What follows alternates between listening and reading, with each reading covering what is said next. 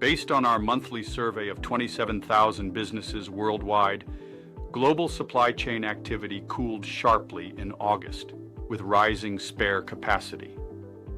North America was the outlier. Supply chains there ran close to full capacity, as companies, especially in consumer goods, stockpiled raw materials and components to guard against tariffs and price inflation. In Asia, supply chains weakened.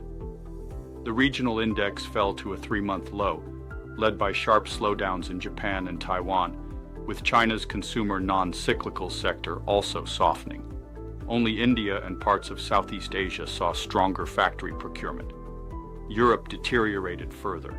The region reported one of the steepest declines since 2024, dragged down by Germany and a sharp downturn in the UK.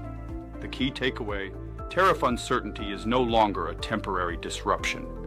It has become a structural reality for global supply chains.